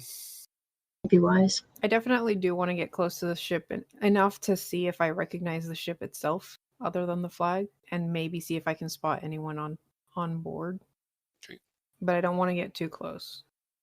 Not now. Do you want Khonnos to turn you invisible? Yeah, I suppose we could do that. That way I can get closer and make sure that they don't spot me. Because my stealth is not great. We've already tested that before. We're doing this now? Yes. Do you want to? Are you going to try to go down to the dock watch station and find out what you can first, or are you going to go? Like, what's the plan? What's the plan, guys? We're near the tavern right now. We might as well go to the dock watch, see if they've registered the ship there and what we can find out. And then, because we have to go back to our ship anyways. And then when we go back down to the dock. Yeah, that's what we can try to spy on them. Yeah. What does Axley think? I want to get on the ship, but I'm willing to hear what the dock watch says. Okay. You go down to dock watch, and there is a human man in there standing. You know, he's the person on duty. So Ulgrat is apparently being retained by the crab preparation. But as you walk in, he says, hello, welcome. Hello, welcome. It's nice to see you. I think you already registered your ship, correct? Yes, we have. Oh, what can I do for you then? We're curious about another ship, a large ship. You're on the Tempest Fury, right? Tempest Fortune. Fortune, that's right. Tempest Fortune. Okay, sorry. I'm trying to learn everything. Very rarely does Ulgrat let me actually do the job. I'm his assistant, and I'm very excited. What can I do for you? Well, something easy. We saw another ship in the harbor, a rather large one with cannons. Oh yeah. Cannons. Oh, what? Really? Cannons? Yeah. He walks over to the door and he tries to crane his head and look. Got a red flag with a sharp tooth. Oh yeah, I saw that one. Yes. Yeah. Yes. That's yours too. Have they registered? Are they? Let me find out. He walks back, pulls out from under the counter big giant sheath of parchments that looks very familiar to you, that Ulgrat dealt with last time that you were in there. And he's very painstakingly going along. Nope, that's not it. And he turns the page. And he does that for about 10 minutes. He says, "Oh, you should just look on this sheet. Hold on." And he gets another page out. And he says, "Let's see. Here it is. It's the Swan Tail. The Swan Tail. Yes, the Swan Tail. Very large ship. Very large ship. Yes, skeleton crew though. Very, very few sailors aboard apparently. They just got in about an hour ago, and they're apparently getting ready to ship out again already. They just wanted to I don't know what they wanted to do. They didn't actually say. Oh darn! Ah, God! Oh no! You sure the ship's name's not it's not the Tall Tale? It says Swan Tail. That's what they registered it as. The Swan Tail. Sounds like a tall tale to me. Well, I thought it was strange, but who knows what the old guy thought. I don't know. Who came to register? Was it the captain? Captain Selverant. Captain Selverant. That's what he wrote here. He said his second in command, his first mate, is Bola. Bola. What a weird name. That's it, Bola. That doesn't. I don't know. He was the only one that came in, Captain Selverant. Old guy, big beard, nice guy. 2 hands. Yeah. Uh-huh. I don't. Is he only supposed to have one? Have you heard of him? No, I haven't. I was wondering if it was maybe a ship that I had come across, but No, 2 hands. 2 hands. Human. That captain was missing a hand, so maybe this is another ship. Yeah, no, full hands. Yeah, not even wearing gloves. In fact, he was wearing just a white shirt. Big, muscular guy. Old guy though, big gray beard, smoking a pipe. Nice hat. So, have you seen any other ships flying that same flag? Oh no, that's not a common one. No, it seemed like not very many people liked to. They asked to be down by the end of the dock. They didn't want to be near other ships or whatnot. But I told him he had to stay where he was. So I think he didn't want to. I think they're a little bit shy. I don't think they want to. They don't like to come into dock. I've never seen this one before. Okay. It's a big ship though. I think I'd remember. Maybe they're from far away. I don't know. It doesn't say. It said they just came from Donir. That's just right down south. It's true. Okay. They didn't register any cargo. That was kind of weird. I asked them if they were picking up a big lot, but they said no. They're just getting some provisions and then they're going to head out. Did they say where they're sailing to next? He said going back to Donir. I'm not sure what's. That's all he said. That's what I got right here. Let me check their other paper. Okay. He starts going through the big sheath of looking. No, that's not it. It turns. He does that for a few more minutes. No, I don't know where their big registration went. It might be in the back. Hold on one second. I'll be right back. He goes back to that back room behind the curtain. You hear him rustling through everything. Well, so Axley's the only one of us who's actually physically seen the boat at this point, right? If you came down to the dock watch, you probably could have glanced and seen it. Okay. Based on how he's described, it's a large ship but a small crew. Would I think that's just sounds unusual or suspicious? Would a skeleton crew be big enough to really effectively, man that ship of that size? No. I mean, yes, technically speaking, a skeleton crew could do it, but not if they're going to be going anywhere far away. So if they really are going to Donir, then maybe they could get away with a smaller crew, but it's a pretty big ship to have that big of a crew just to go a few hours away. Okay. Something's definitely fishy about it. Doesn't seem right. Mm-hmm. Yeah. I didn't catch your name. Hold on, I'll be there in a second. He's still in the back looking up. Oh, he's still in the back. So he comes back up in a couple of minutes. He says, Farilla, nice to make your acquaintance. I understand you're paid up for the whole month. I couldn't get this other ship to pay up for the whole month, Oh well, I think Ulgrat's going to be disappointed. Well, if they say they're leaving that fast, I'm assuming they're not that interested in. If they said they were leaving as soon as possible, then I can see why you'd make it. It would be a hard sell. I guess, but I was hoping to impress Ulgrat, and he's not going to be too impressed with this now. I can't even find their original paperwork. I'm going to have to tear this place apart after you leave.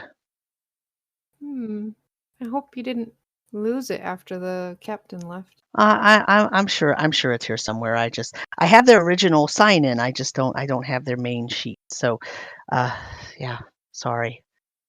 I can keep looking for it if you need to know anything else.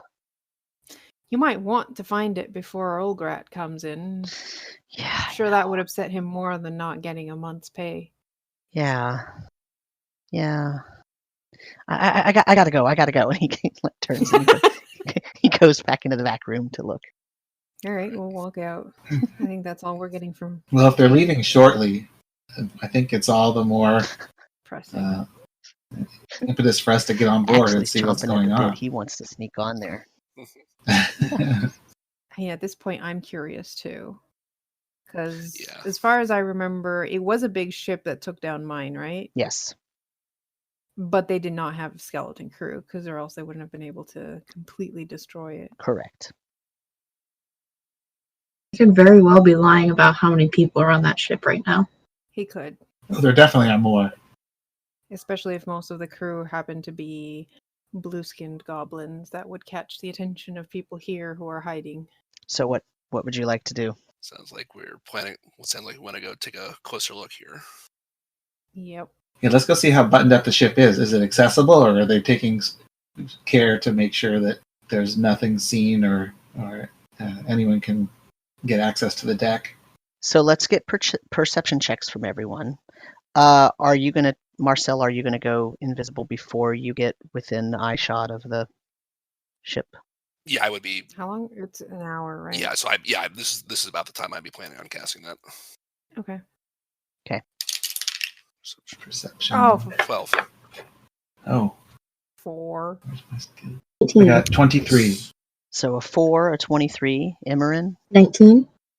and Khonnos. 12. Okay. Anybody who got 10 or above, so basically everybody but The one most interested Marcel. in the ship. Yeah, everybody but Marcel. Marcel is worried about making sure that they're actually invisible and not Yep. just, you look at the ship and you see that it is a very large ship, and the gangplank is precariously placed, so it's pretty obvious that they're ready to pull it at a moment's notice. Rather than it being out and secure, it's kind of out so that someone can come and go if they know that it's there and they can stabilize it temporarily and use it. But it's not, when you set your ship, you put out a gangplank so that everybody can move on and off the ship and do their duties and not have to worry about falling off. This thing is not out. They are, when you look at the tie-offs, the tie-offs are quick release. They're sort of half-tied so that if they need to make a quick exit. You also see oars sticking out of some small windows from one of the lower deck. There are probably 10 oars on each side, minimum. I mean, you didn't stand there and count. You're just kind of trying to nonchalantly walk by and just sort of glance and not try to seem like you're ogling the ship. Since Axley told you where he saw the cannon, you can also look up and see the edge of the cannon peeking over, even though it is quite well hidden. And you don't see anyone walking above. You don't see anyone on deck. In fact, the normal places where a lantern would be hung so that people walking on the main deck could do so without tripping or causing a problem, those lanterns are all snuffed. They're out. So there isn't very much light on the ship. There is light coming from one window in the forecastle, but other than that, it's pretty dark, and it definitely looks ready to get out of Dodge if they need to. Marcel, why don't you make me a perception check with advantage?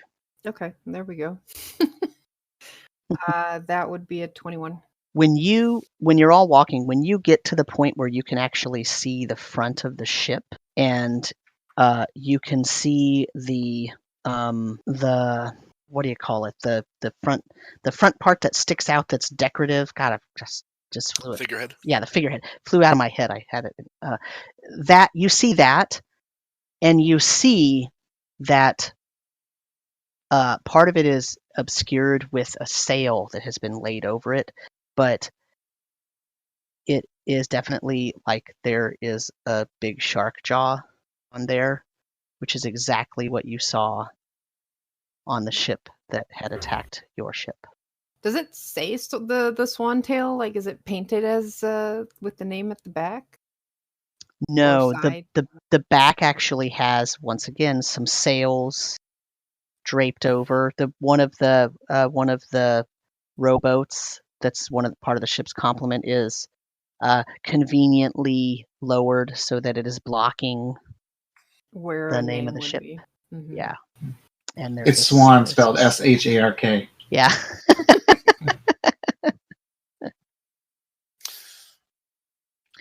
So you're pretty sure that Yeah. this is either in the same fleet or is actually the The very same same ship, ship that yeah. attacked yours. I am gonna let the party know this. Just kind of like whisper to them from where I'm following, probably behind them, so no one trips over my invisible Mhm. self. Right. This is either the same ship or part of the same fleet. Meaning these guys are definitely pirates. Yeah. Well, maybe we have a use for all this gunpowder after all. I'm gonna turn to Khonnos and pretend to talk to Khonnos, but actually talk to Marcel. Did they take anything specific that you know of off of your ship that you were on? Like a specific object that I can locate to see if it's the exact same one? Is that even helpful information at this point? Can you only locate objects? Yes. Yeah.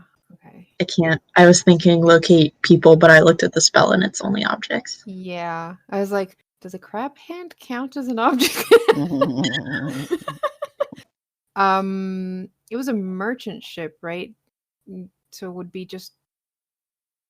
there be anything that was on our ship that they might have taken as a souvenir? Not unless there's something that they took everything they could, right, that they could get their hands on before it sunk. Anything of value. Anything of value. Yeah. So if there's something that you know that one of your shipmates had, piece of jewelry or something like that, that if they could recover that, then they would have taken it. First thing that comes to mind that might work would be the captain of the ship may have had a specific kind of sword with some kind of decoration that I could like give a description of, because captain would have some kind of weapon on him. Yeah, that would call the attention of a pirate and be like, "Hey, now my sword." Right. Yeah, and if the Lutrinian are seafaring people, so that would probably be an artifact of some prestige. So it wouldn't just be some generic sword. It would probably be, if that captain was well respected and whatnot, it would probably have some gems inset in it or an inscription or something that could probably be something that puts Right. it apart from a regular Right. sword, at least. Yeah, sure. Yeah. I buy that. I think Okay. that's probably true. So Alright. Emmeryn, you could probably So you could probably do that if you wanted to. So, yeah, as Marcel is how close are we to the ship? Right now, you're sort of standing on the other side of one of the dock strips. So you're probably, 60 feet from it. You can get closer or farther away. You're not that far. It's 1,000 feet. It's 1,000 feet. Yeah. So I'm going to wander out of visual so they can't see me casting a spell. So it's this locate object. Yes. So I'm going to pull out a little forked twig and do some motions and kind of sweep my hand over towards the ship to see if I get a ping. You cast this spell and two things happen. The first one is you definitely know that there is a sword that is at least similar to what Marcel described in the cargo hold of that ship. Secondly, you hear all sorts of splashing in the water just below where you guys are standing on the dock. If you If you look down, you see Otto splashing around. Okay, I didn't tell him to do that, but okay. Why is Otto splashing? He's definitely agitated. I'll communicate like what's wrong, what's going on, what do you see? It's dark. Like it's like what he sends to you, what information he sends to you is evil. It's dark. Coming from inside the ship or near it? He can't. Yeah, that's not within his. It's almost like you know how if you take a magnet and you bring it close to a compass, it'll make it. That's kind of how screwy, he's yeah. like. He's freaking out. Okay. All right. Do I see any? Can I see any like open windows or portholes on the side of the ship? Everything's battened up. Okay.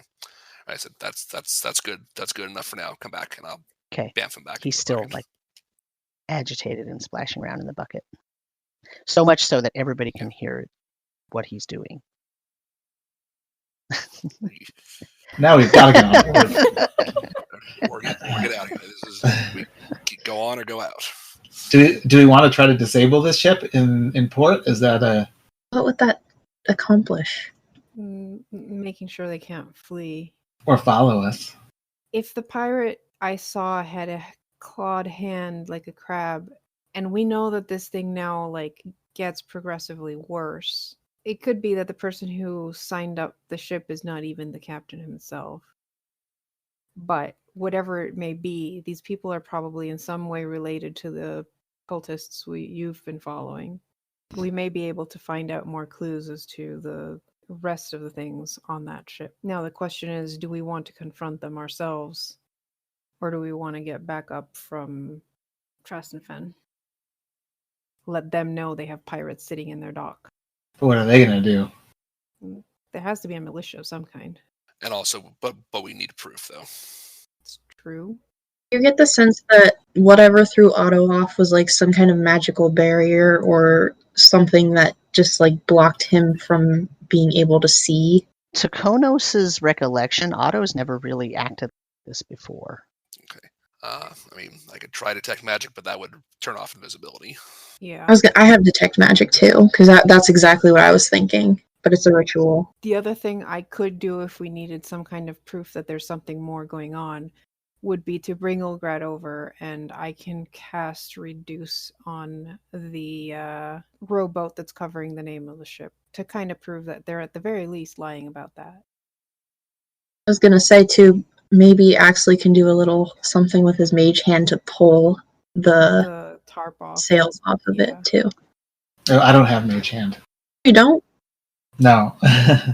Khonnos, I don't either. Your small piece of coral, where do you normally keep it? Yeah. It would be wrapped in like a sealskin pouch inside one of his inner coat pocket. It feels very warm, which has also never happened before. Okay. Well, if we consider this ship akin to a cave of bats, whatever we do is likely to be like throwing a torch into the middle of it. So we have to be prepared for the repercussions of whatever comes streaming out of it. Yeah. I wish we could have a long rest beforehand, though. Well, I mean, they're going to sail in the morning. We either just let them sail, and then it's not a problem for us, but it could be later. It could be later, yeah. What's our priorities? Is it to just go ahead with our journey and maybe not confront them So now or he didn't ever, even or... say they're leaving in the morning. He said they're going to turn around and leave. Yeah. Oh, like they're okay. potentially getting ready to go, like we said, like soon. How secure you said the gangplank looks kind of loose. Does it look like we could climb up it? Yeah, I mean, you notice that it's there and that it's kind of unsecure. So if you were just sort of absentmindedly trying to walk on it would be a problem, but you could actually temporarily secure it to the dock and use it. I'm just going to whisper. I'm going to try to get a closer look and see what I can find on deck, and I'm going to try to quietly move up the gangplank. Well, you're visible. Why don't you? I can go invisible and go do some recon, and I have a pretty good stealth. If you want to come with me, that's fine. But I really want to get a closer look now at what this ship is. Okay, I'm going to cast invisibility then. If you're going, What's Emmeryn gonna do? Not stealthing out of the ship, you guys. I have disadvantage on stealth and a negative dex modifier. Oh no, you're staying off the ship. I will say I do have a way of poking the nest of the hornet's nest. I think. Yeah. Because message lets me send a message to someone. I don't have to see them as long as I'm familiar with the target. Mm-hmm. So I could try casting message to who I know is the actual captain to see if it actually works, and kind of just send him a message going, I know who you are, and see what happens. They'll leave. They're prepped to leave. Sorry, Emmeryn, what did you say? Go ahead. That's not what you said.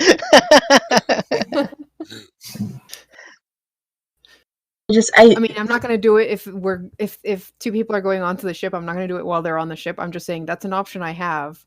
One, it'll make us know if the captain is still there and alive. True. And he could potentially reply. Just for context, won't thunder wave at point blank range do a pretty big hole in the side of a ship? I don't think it's that powerful. I could be wrong. So let's actually talk about that for a second. If you look at how they conceive of ship-to-ship combat, that's going to tell us something about. So the hull of a ship of He this says size. Hintingly. So just metagaming totally out of character. You don't necessarily know this, but I mean Emmeryn might know this because she's been around shipwrights and. So for example, the hull of your small sailing ship is armor class 15 and probably has about 250 hit points. Now, you don't have to destroy that entire thing to make one hole in it, but that gives you sort of an idea of its strength.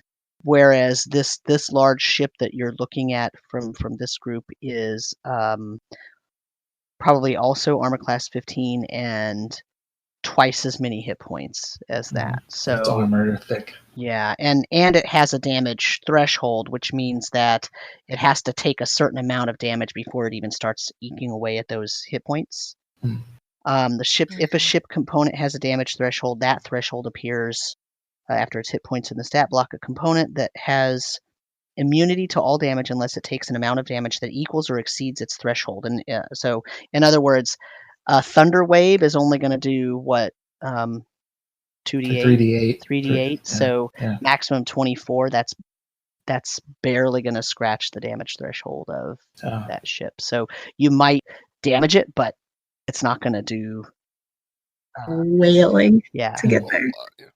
It will also make a lot of noise. Yes, that's true. Because we're attacking a supposedly innocent vessel at this point. We're also boarding a supposedly innocent vessel at this point.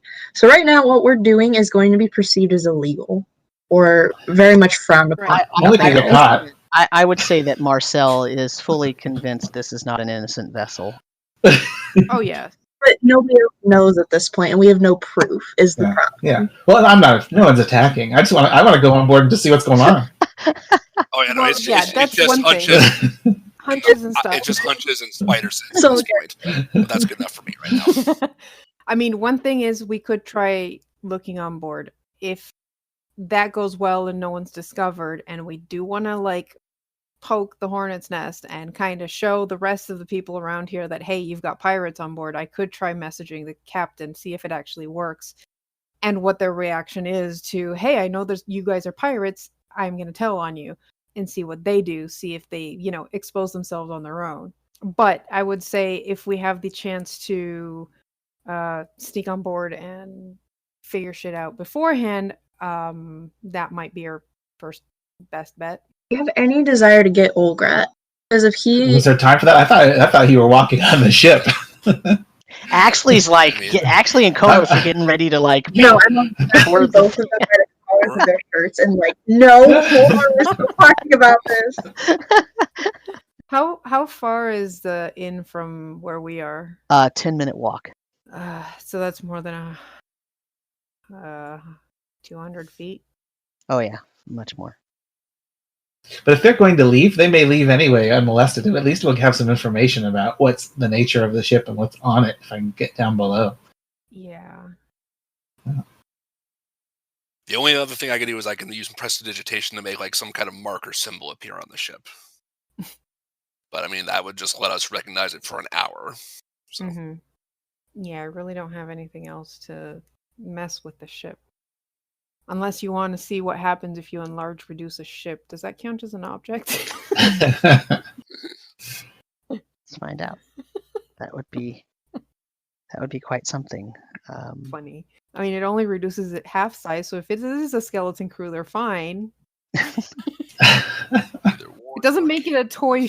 It doesn't make it into a toy. It just halves the size. Reducing the whole ship? Yeah, that'd be pretty impressive. That would be awesome. I thought we were just doing the little boat on the side so we could see the Oh yes, no, that was just for the name, but I've been wondering if enlarge reduce works. We know the name's not honest. We know it has a different name.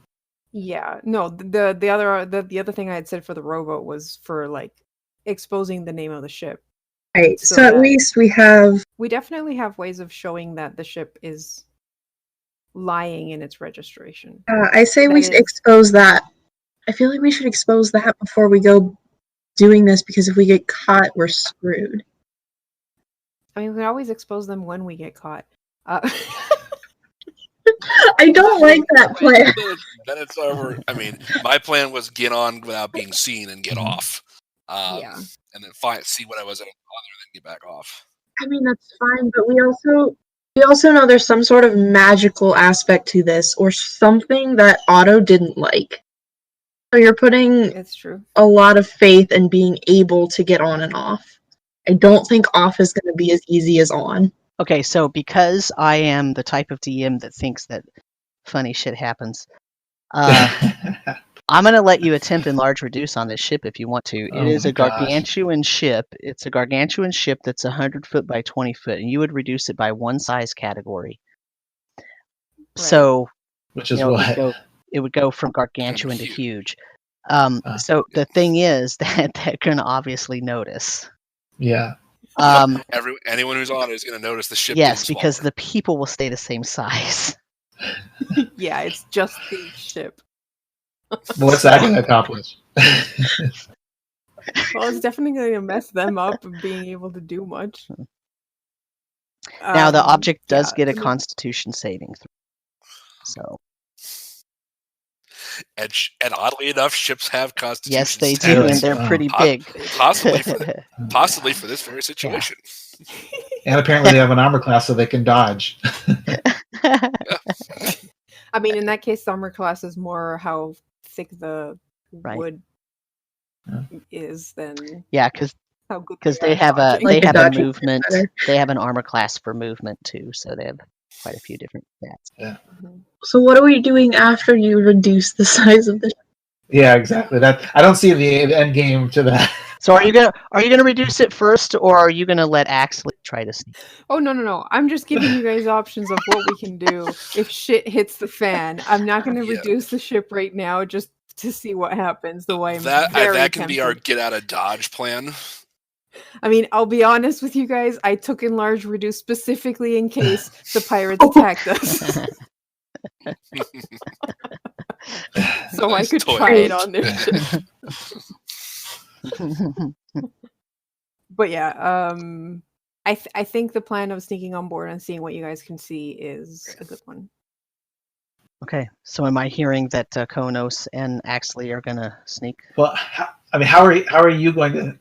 Yeah, how are you going to sneak on board? Are you going to go invisible? I could, but then Marcel's not invisible anymore. So if you're, because you can only maintain. I can stay with Emmeryn. Then I will. All right. I'm pretty short. Then I will. Stand all right. Then I We want to take the 10 minutes to cast detect magic to at least see because can't you determine what kind of magic it is? Okay. Will it give you that kind of information, or does it just tell you that there's a magical presence? Pretty sure you can tell. What school of magic? Yeah, it gives you what in School of Magic. What school? Huh. All right, then I can wait for Emmeryn to do detect magic. The problem is if you're doing it as a ritual, that's going to be kind of obvious. Oh, we probably have to go back to the tavern, do the ritual, then come back because it's a 10-minute concentration, or at least somewhere, maybe not the tavern per se, but I would have to leave I mean, we could go back to our ship. It's not too far off. I mean, we're in the bay and cast it there and then walk back. I mean, I have no doubt there's magic. You're going to detect magic. That's not a question. What is Right, it? but I want to know if Question is- it's more of a protective. Yeah. If it's more protective It measure would be good or to see if it's the ship that's pinging magic or if it's something on the ship that's smaller. Like, it would be good to know how many sources of magic there are as well. So the thing is that magic is blocked by 3 feet of wood. 3 3 feet of feet of wood. wood, and Mm. if she can't see the object, she won't be able to see the aura around it, even if she could technically detect it. Hmm. So she would have to So if it's not sneak onto the ship, Mm. see the things inside the ship, to see them glowing, to see if the ship itself is not magical. If the ship itself is magical, the Yeah. whole thing will glow to her. But I would still see like That's I true. saw that certain vigorous blips. shake of the head. Not getting on this ship. Would I still see, like, if there were 3 objects below deck radiating magic, I would see 3 different auras. I just wouldn't know what's emanating those auras, or does it not work like that? You wouldn't see those objects, so you wouldn't see their auras either. Oh yeah, visible creature or object in the area. Dang it. It has to be. So really, all you can do is detect magic on the ship itself. On the ship The whole of the itself, ship. which Yeah. kind of doubt is. Now, I am looking it up. Apparently, holes are about 3 inches to 5-6 inches thick, not 3 feet.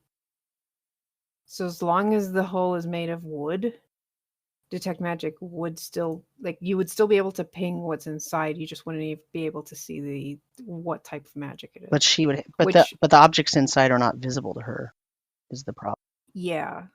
And also, it's not just the outer hole. There are walls inside, layers and layers of walls and decks. And I mean, I think that the wood would not be 3 feet, so I get that point, but the objects themselves are not visible. So, because the thing is, if they had all kinds of open portholes and all kinds of stuff, then yeah, I would, there would be something that she could maybe sneak around and see. But everything is battened down. Yeah.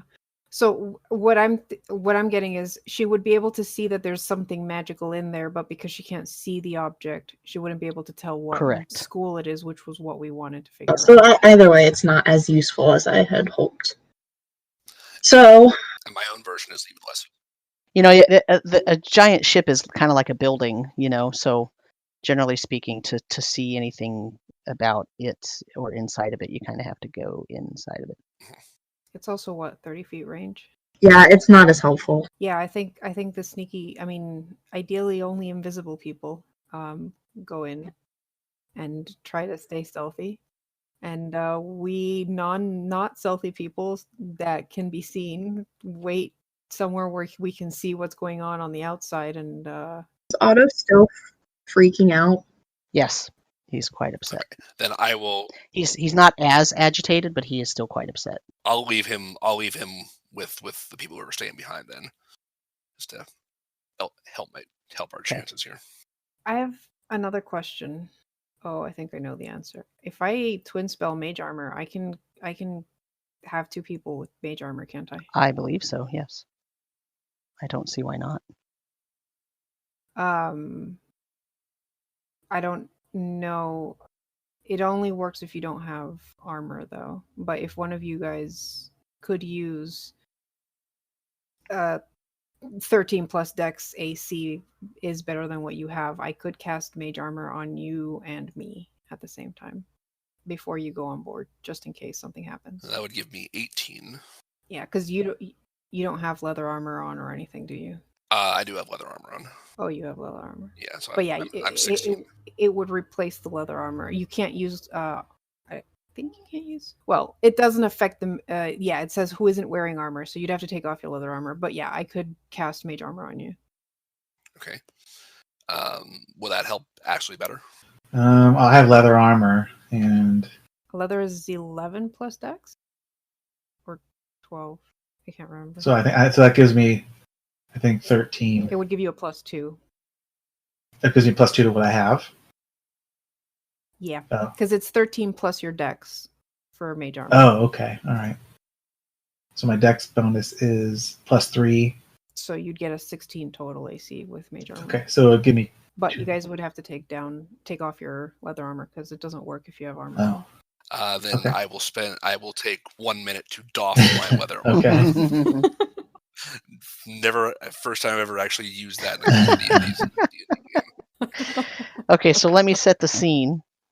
Khonnos and Axley are stripping down. Yes. And I will play a little tune on my flute and give everybody an inspiration back. Okay. Bardic inspiration. And then once they're finished doffing their armor, I will twin spell mage armor and cast it on both of them. Hopefully we won't need it. Hopefully we're just going for a look. Emmeryn is just sitting there rubbing her temples. Don't worry, it'll be fine. What could go wrong? Oh my god. Everything. We'll be in and out like a cat. I sure hope so. So what's this sword look like? We take the sword. I describe it again. It's We're gonna steal the sword. I don't mind. it's a rapier style sword, so it's a fine bladed. It's very decorative. It's almost like if you think about the marine, Like a saber. the sword that a marine, saber that a marine carries. But it's the dress saber, right? So it's very elaborately carved, and it probably has a name on it, and probably something embedded in the actual blade itself, in terms of writing on it or something like that. All right. Well, if I have a chance to get it, we'll get it. Right now, my coral is kind of playing hot and cold with me, so I'm going to be, as weird as that sounds, so I'm going to just kind of get on there and kind of see where it leads me. Can we make up some kind of signal in case you guys get in trouble and need help? Yeah. We can do that. Why would you ever need to do that? I mean, do either? Do I? Basically, if there's any kind of disturbance, that's probably a sign that God helpful. I mean, I can be loud. I can make if you need help. with prestidigitation, I can make a shower of sparks. I don't know if that like fireworks or how big or small that is. That works. You have the gunpowder on us? I do. No. I was here to sell it. He does. You can make sure this ship never goes anywhere again. Oh boy. Here, we heard you need some gunpowder. Care for a smoke? Oops! Run! Do you think lightning works to No, it might. make gunpowder go boom? It might spark it just enough. Yeah. I do have message, and it's 120 feet, so I could probably ping one of you guys every 5 minutes at least as a "how's everything going," and you can respond to me. When they respond, do they so have to there is talk that. out loud, or is it telepathy? No, it can be. It Okay. is out loud, but it can be a whisper. It says target, and only the target hears the message and can reply in a whisper that only you can hear. Okay. So it's basically telepathy, but without saying it's in your mind. So, okay. Yeah. All right. So let me get this straight and make sure that I have what you're doing correct as per your plan. Khonnos is going to turn himself invisible. Axley is going to be invisible, or no? Yes. Yes. Both of you have had mage armor cast upon you, and you got rid of your leather armor. Emmeryn and Marcel are going to be just 30 feet away or so from the boat. That way they're close enough that Marcel is 120 feet range Message spell, yeah. for message. Probably is fine. What is Emmeryn going to be doing? Pacing. And breaking her hands. Okay. Biting her nails. I don't have anything helpful. I don't have anything prepped. I'm not helpful. I'm not useful in this situation. Nothing I have is prepped for this kind of scenario. Sure you are. If we need you, you will be raring to go. Yeah. I don't even have good attack things because I was not expecting a fight in Trastenfen. Fine. Totally fine. That's the downside of playing a cleric who chooses their spells every day. Yeah. I didn't choose good ones. Okay, so Khonnos, which one of you are going first, I'll go Khonnos first. or Axley? Yeah, I'll be keeping watch to see if I see anybody coming and going from the ship, and relaying that to Marcel, so she can relay it to them. Do Khonnos and Axley want to give me a stealth check, please? Sure. 13. 16. You both walk up the gangplank, and it goes up to the main deck. And you sort of look to either side. You don't see anyone on the main deck, but as you get to the top of the gangplank and you kind of climb over the rope that's there, and you look, you see that on the deck of the ship there is a giant symbol painted on the deck in blue paint Blue. that looks like the same eye symbol that was painted on your ship. Ooh. There is a person walking in the forecastle. Up in the front of the ship, at the bow of the ship, there's a few stairs up to the sort of elevated forecastle area. And they are walking around and they are looking, and then they are looking down, and then they're looking out, and then they're sort of moving to the other side, and they're about to turn and look towards the back of the ship.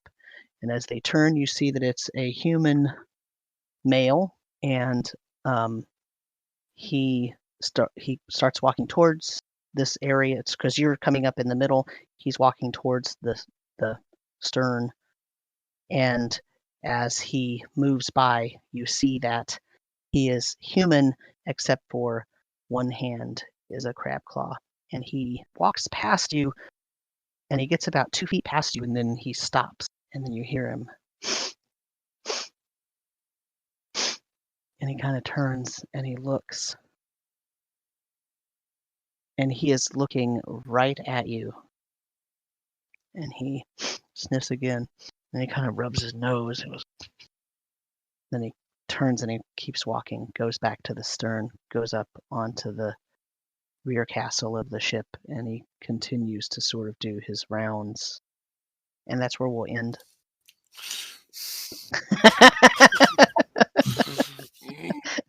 Don't like this. Wow. Okay. Here's our answer. That's a lot to digest. Yeah. That could cut both ways, though, because you can spend an entire 2 weeks planning an on-ship adventure, and we can just turn and walk off. Yeah, let's go do the thing we were supposed to be doing last time.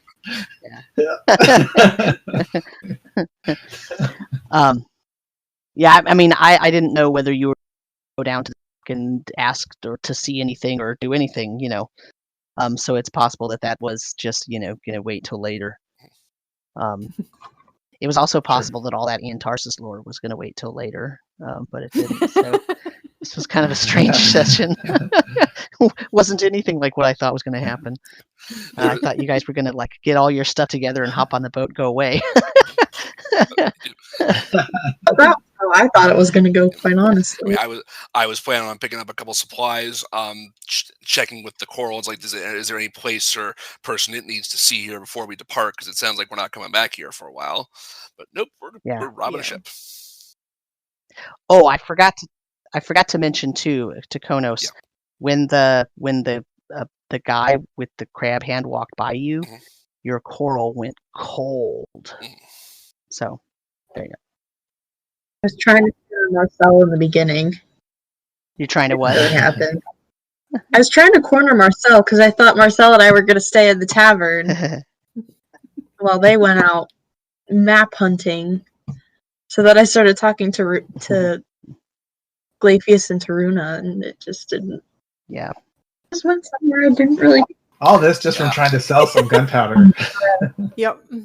Thank God we didn't try to sell the spices too. Who knows what that would have brought? You might have been able to sell them to Ulgrat right there in front of Taruma. Is there any old bay in that? Well, now I'm curious. So this ship has the same eyes that was painted on ours. I'm wondering if was our ship maybe originally a pirate ship or something, or part of this fleet. And they're looking for it. You didn't find any flags on our ship. God, that's our ship. We're here to get it back. No. Yeah. We've gone through a lot of trouble to make it ours. You took one ship away from me. You're not taking a second. I was gonna like use my woodcarver's tools. Like after we got on the sea, I was gonna use my woodcarver's tools to carve the name into her, but like it was gonna be great. It still happen. No, it will. Well, I really shouldn't say that at this point because we have no idea what's happening.